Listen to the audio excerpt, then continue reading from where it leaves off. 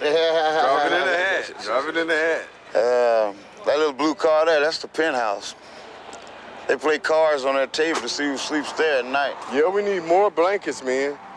I froze to death last night. Yeah. Well, the more I talk, the sadder I get. You know. But it's real. It's real, all right, for Travis Williams. He was homeless himself until a couple of months ago. But unlike most homeless, Williams had been to the top of the mountain and seen the other side. From 1967 to 72, Travis Williams was a running back and special teams player for the Green Bay Packers and Los Angeles Rams. He played in a Super Bowl. Twice he led the league in kickoff returns, once with an extraordinary average of over 41 yards, a record that might well stand until the end of time. He tasted the honey, and it was sweet. Then life went sour. He tried to come back from a knee injury and failed. A business venture failed. The years slipped away. 3 years ago, Williams' wife died, and he found the bottom. You can get the soup down there and some milk. Then, last summer, two things happened. Williams got a job in a soup kitchen run by the Volunteers of America, earns about $400 a month, half of which goes for rent, and he met Sue Prather. He knows what it's like on the streets, and he decided to help people and to help me do what I do. Sue Prather is a freelance gadfly, helping to feed the hungry and pestering the bureaucracy for a night's lodging.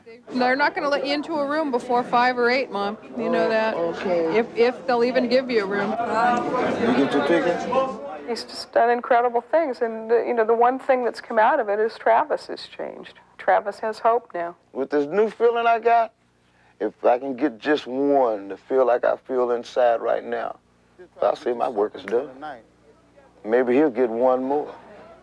And then those three will get 3 more. Then there's 6. Then there's 12. And that's the nucleus of what's happening now. Somebody cares, and that's where that hope comes in at. And I can see it every day. Travis Williams spent Thanksgiving Day down at the soup kitchen, and for the first time in years, he had something to say thanks for. Sam? Thank you, Ray. In a moment, the latest from Rotten Row. You don't want to miss this when we come back.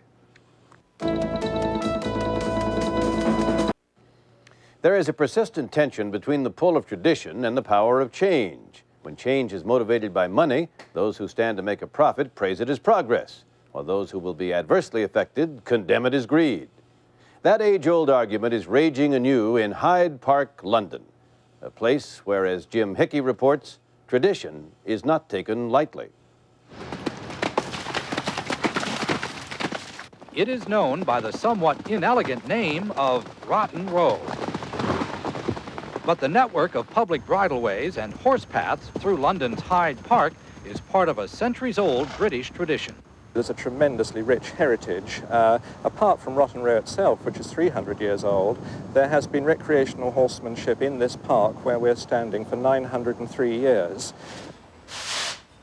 However, time as well as traditions change. The oldest and largest stables serving Hyde Park have fallen victim to progress. Yeah, it's shocking. Lilo Blum and her riding stables adjacent to the park have been here for 45 years on land owned by the richest man in Britain, the Duke of Westminster. The Duke plans to tear the stables down for redevelopment. A new hotel and expensive housing will be built here. An attitude's changed in Britain where our heritage and culture has now become more concerned with property prices. Princes and presidents, stars and statesmen have all ridden, along with ordinary folk, down Rotten Row. The true origin of its name is lost in history. Rotten Row was built in the late 1600s by King William III. It was sort of a royal road. Over the years, it became the place to be seen among the horsey set. On a Sunday morning at 11 o'clock, you would see over 1,000 horses going down Rotten Row. It was a wonderful sight. Those are bygone days. Next summer, Hyde Park will have less than 10 horses available for public riding. New York Central Park has more than 100. Still, Rotten Row is a favorite among foreigners as well as British. It's a very old and historical place, and it's just got so much meaning. And without horses, it wouldn't be so special anymore.